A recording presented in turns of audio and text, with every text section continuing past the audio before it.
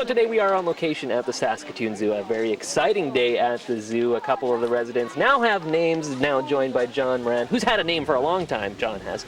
John, talk a little bit, first of all, about these lion cubs, just a bit of the background. It's just the fact that you guys had a couple of lion cubs here at the zoo, that in itself had to have been pretty exciting. Well, it was exciting. The two cubs were born last fall in September. Because we're going into winter, it was really difficult for people to see them throughout the winter. So we took photos almost weekly and posted them up on the city Facebook site. We had them up on the Saskatoon Zoo Society Facebook site and website.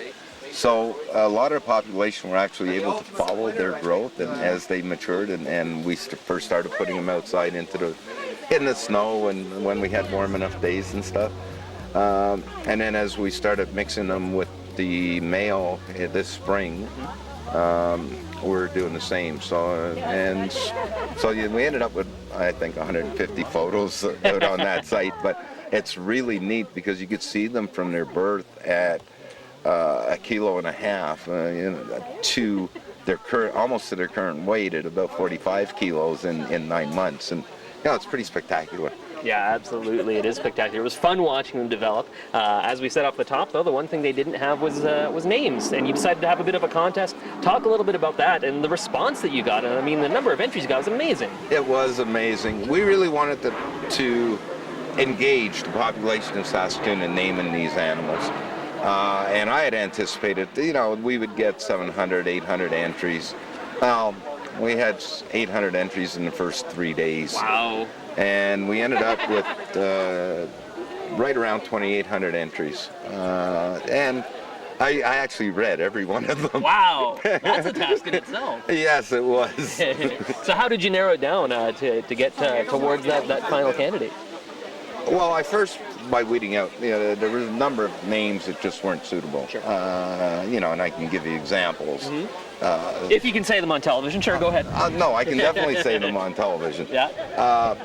We probably had 100 submissions of rider pride, and which is great for Saskatchewan, but I really didn't think it fit lions. Sure. So they were out. We had probably 50, 60 submissions of Kate and Will. Right. Again, timely, but not necessarily going to win. Yeah. Prairie Tiger Lily. Okay. Salt and pepper. Things like that. So those were really easy to go through. We ended up with a lot of entries that people gave thought to. Cree words, where they actually sent an explanation as to what the words meant. Swahili words, and Swahili has various dialects, so sometimes you had 4 words that meant the same thing.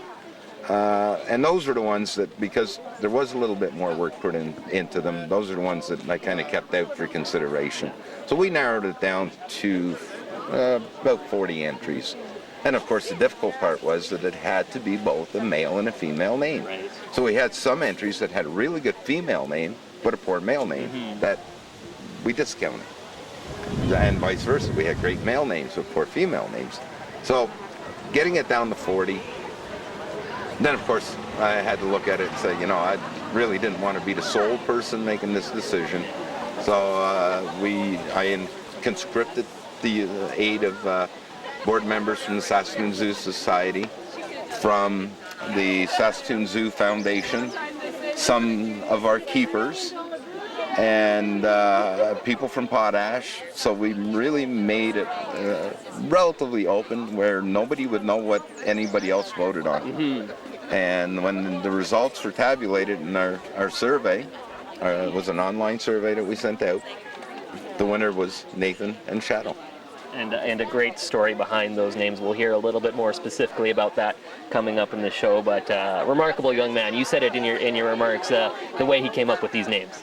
It is. It's phenomenal to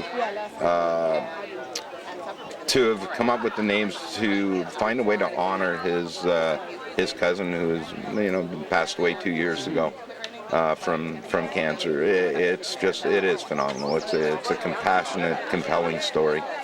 That's good stuff. Well, John, I know it's a busy summer for you folks. It's always busy here at the zoo, but lots of great stuff to see. In addition to the lions, always fun things happening at the zoo. There is. There's Of course, we're coming into a long weekend, and you know, with the not only just the zoo, but throughout the park too. There's always something to do and something to see, always something different, because one thing when you with animals and with nature, and then we are as close to nature as you can get here at the Forestry Farm, it changes every single day. Yeah. And sometimes hourly. So, you know, it's really a great place to come. Outstanding. Well, thank you so much for inviting us here today, John. Always great to be here, and great to see those cubs now that they've got a name. Yeah, that's for sure. And hope we'll see you again. Yeah, absolutely will. Okay.